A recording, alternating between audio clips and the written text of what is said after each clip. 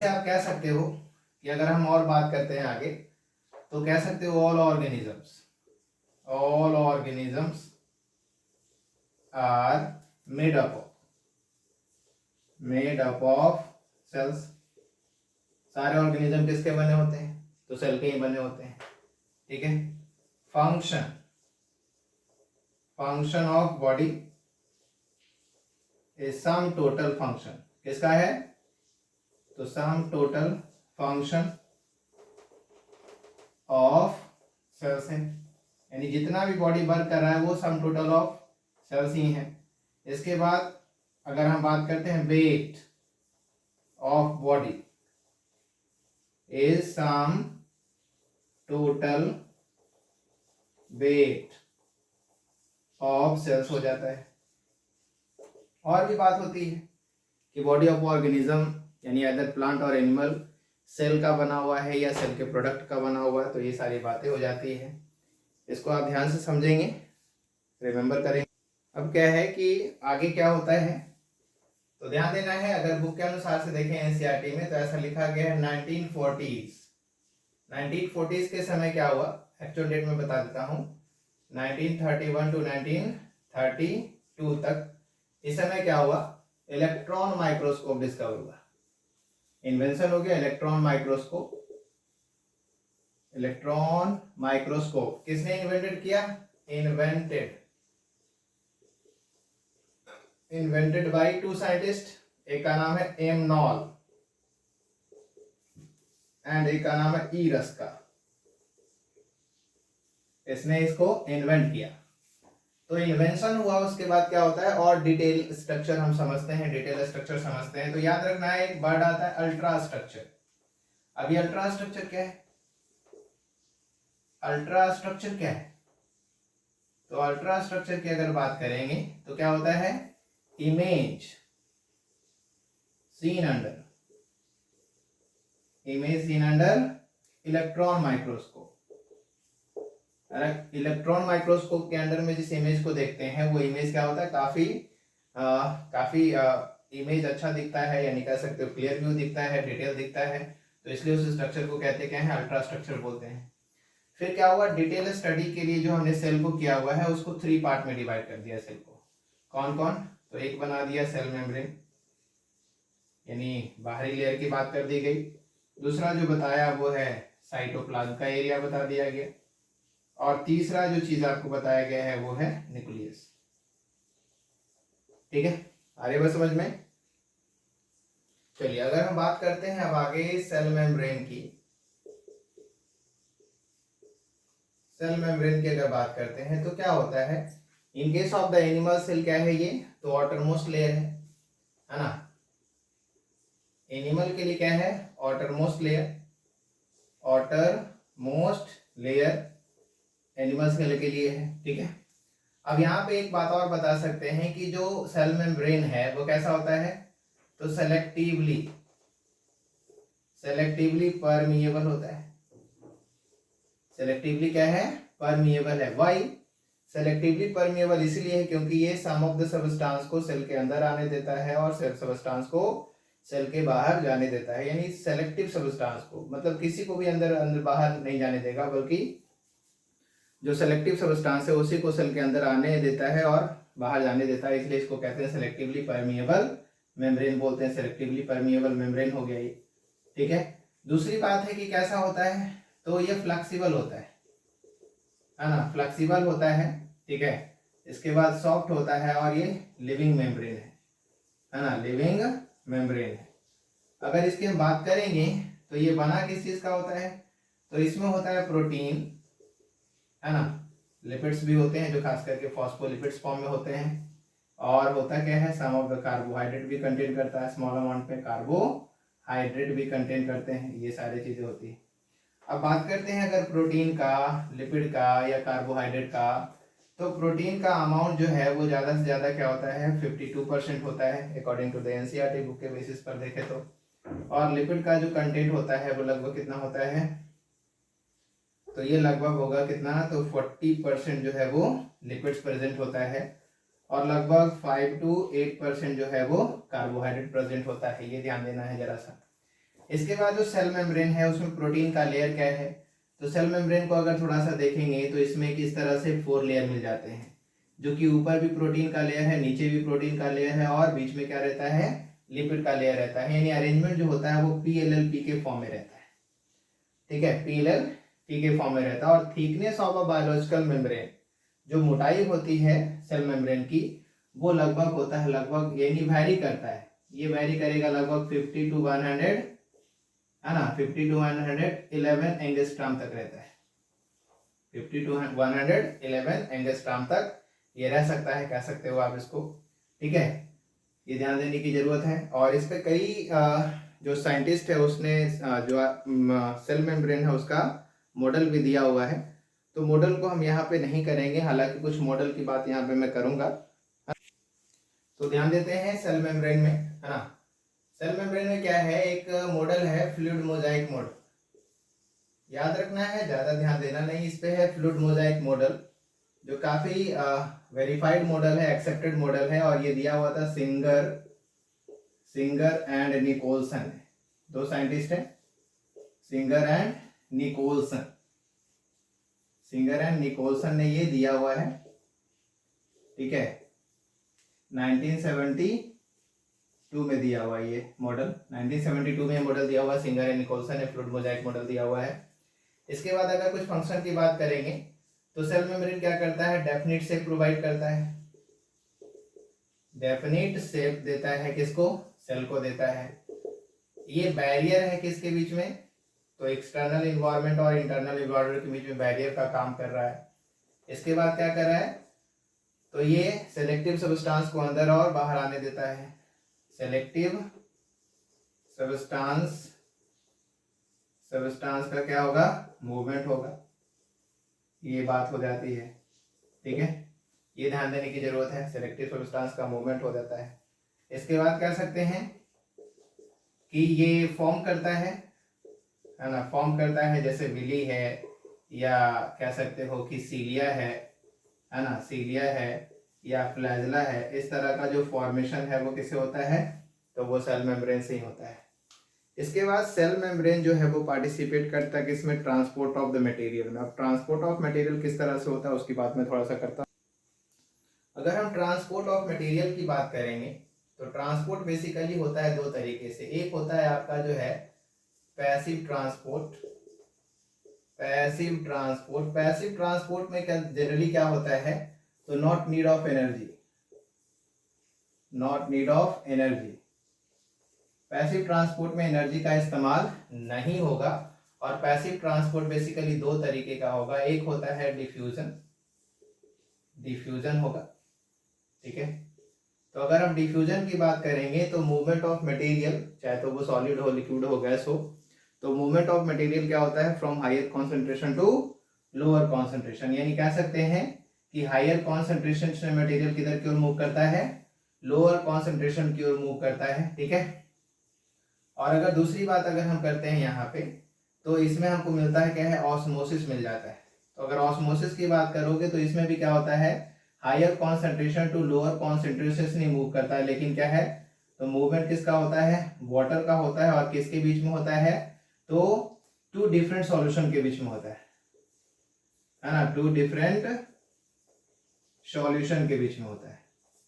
अगर हम सॉल्यूशन की बात करेंगे तो सॉल्यूशन क्या हो जाता है, तो सॉल्यूशन क्या एक तरह से मिक्सचर है, और मिक्सचर किसका होता है, तो बेसिकली दो चीजें होती हैं, एक तो सॉल्यूट होगा और दूसरा क्या होगा, सॉल्वेंट होगा, है ना, solvent, mixture of solute and solvent होगा। तो सॉल्यूट एंड सॉल्वेंट का जो मिक्सचर है वो हो गया सॉल्यूट। अब ध्यान देना है, इसके बेसिस पे सॉल्यूशन कितने तरीके का हो जाता है, तो सॉल्यूशन बेसिकली हमारे पास क्या है, तो तीन तरीके का सॉल्यूशन मिल जाता है ना। तीन तरीके का सॉल्यूशन कौन हो जाता है, तो एक हो जाता है जिसको कहते हैं हाइपरटोनिक सॉल्यूशन, एक हो जाता है हाइपोटोनिक सॉल्यूशन, और एक हो जाता है आइसोटोनिक सॉल्यूशन, तो ये जो चीजें हैं, अब ये हाइपर है तो क्या हाइपर है, हाइपो है तो क्या है, आइसो है तो क्या है, तो ध्यान देना है यहाँ पे, है ना, यहाँ पे ध्यान देना है कि सॉल्यूट और सॉल्वेंट, ये दो चीजें हमारे पास है। अगर हमारे पास हाइपोटोनिक सॉल्यूशन है तो हाइपरटोनिक सॉल्यूशन है तो हमारे पास क्या होगा, सॉल्यूट का अमाउंट ज्यादा होगा और सॉल्वेंट क्या होगा, कम होगा। अगर वही हाइपोटोनिक सॉल्यूशन है तो हमारे पास क्या होगा, सॉल्यूट कम होगा और सॉल्वेंट क्या होगा, ज्यादा होगा। और अगर आइसोटोनिक सॉल्यूशन है तो अप्रोक्सीमेटली क्या होता है, तो जो सॉल्यूट और सॉल्वेंट है दोनों ही क्या होगा, आइदर कम रहेगा तो कम रहेगा और ज्यादा रहेगा तो ज्यादा रहेगा, यानी क्या होता है, इक्वल हो जाता है। ठीक है, सॉल्यूट एंड सॉल्वेंट दोनों क्या है, इक्वल है। तो ये कंडीशन। अब बात हो जाती है कि ऑस्मोसिस की अगर हम बात करेंगे तो अगर हमारे पास सॉल्यूट ज्यादा है तो हाइपरटोनिक सॉल्यूशन में बेसिकली क्या हो जाता है ना, सेल क्या होता है, श्रिंक कर जाता है, श्रिंक कर जाता है। सेल क्या होगा, श्रिंक करेगा, और सेल के श्रिंक करने को हम क्या कह देते हैं, एक्सोऑस्मोसिस। क्या होता है, क्योंकि वाटर जो है वो सेल से बाहर निकल जाएगा, इसको कह देते हैं एक्सोऑस्मोसिस। और हाइपोटोनिक सॉल्यूशन में क्या होता है, सेल स्वेल कर जाता है, और सेल स्वेल करने को क्या कहते हैं, इंडो ऑस्मोसिस कहते हैं, इंडो ऑस्मोसिस बोल देते हैं उसको, इंडो ऑस्मोसिस कहते हैं। यानी कुल मिलाकर अगर देखा जाए यहाँ पे तो ऐसे करके अगर देखेंगे तो अगर हमने सॉल्यूशन बनाया है कैसा, हाइपरटोनिक सॉल्यूशन बनाया है और यहाँ पे एक सेल डालते हैं तो ये सेल क्या हो जाता है, ये सेल क्या हो जाता है, श्रिंक कर जाता है, यानी वाटर इससे क्या होता है, बाहर की ओर निकल जाता है। और वगैरह यही अगर हम हाइपोटोनिक सॉल्यूशन की अगर बात करेंगे तो हाइपोटोनिक सॉल्यूशन में क्या होता है कि अगर हम सेल को डालते हैं, जैसे एक रिंकल्ड सेल्स इसमें हम डालते हैं, सूखा हुआ सेल डालते हैं, और ये क्या होता है, तो एब्जॉर्ब कर लेता है वाटर, और ये क्या होता है, ये स्वेल कर जाता है, यानी यहाँ पे क्या होता है, वाटर अंदर की ओर आया, यानी यहाँ पे क्या हो गया, इंडोऑस्मोसिस हो गया। तो ये कुछ बातें हो जाती है, क्लियर है। इसके बाद है यहाँ पे हम बात करते हैं पैसिव ट्रांसपोर्ट का। फिर दूसरा जो हमारे पास होता है वो क्या होता है, active transport. Active transport, active transport की अगर हम इसमें थोड़ा सा और अगर देखेंगे आगे तो एक्टिव ट्रांसपोर्ट में यही कह सकते हैं कि movement of material against the concentration gradient, मतलब कम से ज्यादा की ओर हो सकता है, ऐसे तो ज्यादा से कम की ओर होता ही है, लेकिन कम से ज्यादा की ओर भी मूवमेंट ऑफ मटेरियल हो सकता है। तो इस कंडीशन में हम कह सकते हैं कि अगर हमको कम से ज्यादा की ओर भेजना है तो ऐसे में हमें एनर्जी खर्च करना पड़ता है। और इफ मूवमेंट ऑफ मटेरियल अगर from lower concentration to the higher concentration या against the concentration gradient with using the ATP energy, now this is called the active transport। तो ये कंडीशन होता है एक्टिव ट्रांसपोर्ट। इसमें अगर हम देखते हैं, ठीक है, अगर हम एक्सोऑस्मोसिस की बात करेंगे तो इसमें हमारा दो कंडीशन और होता है, आप समझ सकते हैं यहाँ पे दो कंडीशन क्या है।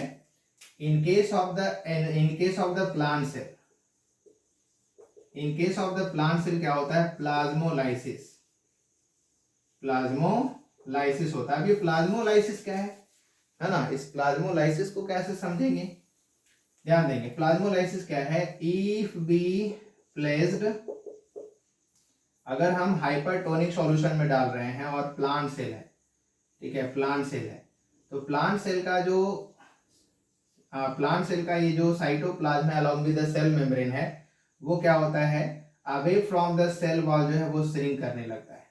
ये सेल वॉल हो गया और ये away from the cell wall क्या हुआ, श्रिंक करने लगा। तो इस कंडीशन को हम कह देते क्या है, प्लाज्मोलाइसिस।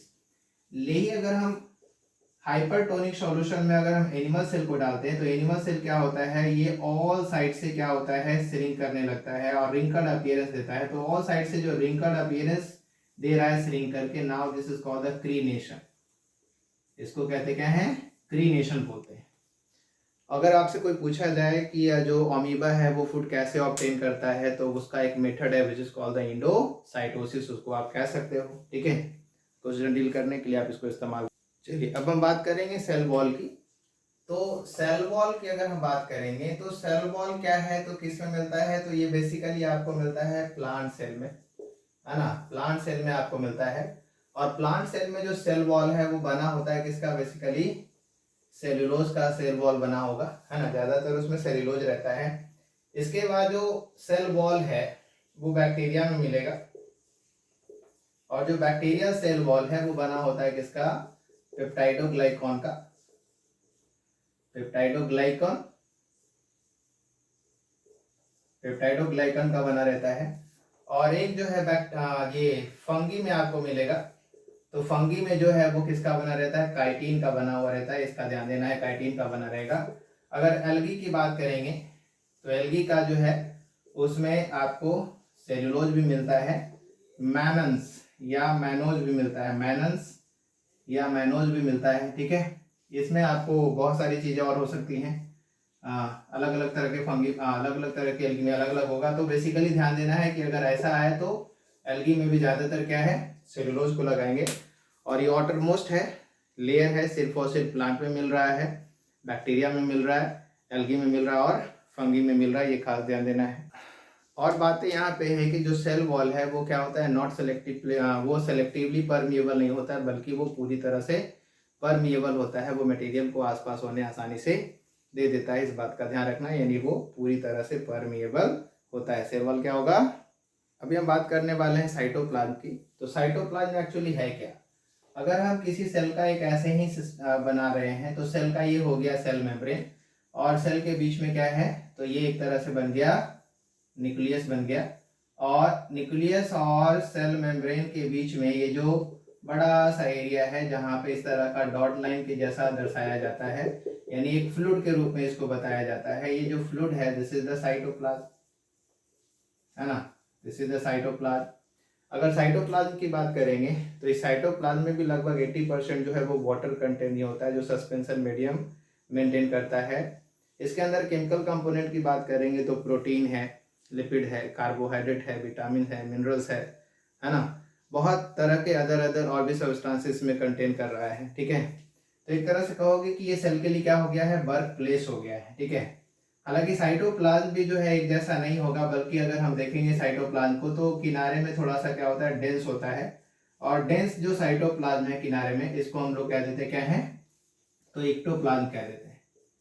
क्या कह देते हैं इसको, एक्टोप्लाज्म कह देते हैं। और अंदर का जो फ्लूइडी पार्ट है उसको कह देते हैं इंडोप्लाज्म, बोल देते हैं इंडोप्लाज्म कह देते हैं उसको, ठीक है।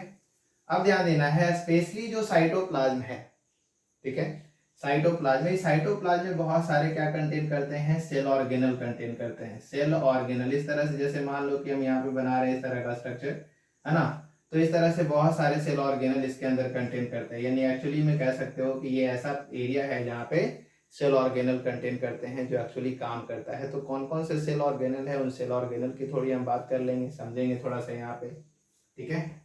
तो सेल ऑर्गेनल पे थोड़ी बात, अगर हम सेल ऑर्गेनल्स की बात करते हैं कि सेल ऑर्गेनल क्या है, तो सेल ऑर्गेनल एक्चुअली में क्या है, सेल के अंदर प्रेजेंटिंग, यानी सेल से भी छोटा स्ट्रक्चर है, इसीलिए उसको कहते हैं सब सेल्यूलर स्ट्रक्चर, यानी सेल से भी छोटा इसलिए उसको सब सेल्यूलर स्ट्रक्चर बोल सकते हैं, जिसके पास स्पेसिफिक स्ट्रक्चर है एंड परफॉर्मिंग स्पेसिफिक फंक्शन, यानी अलग अलग स्ट्रक्चर सबका है और अलग अलग काम भी सबका है, ठीक है।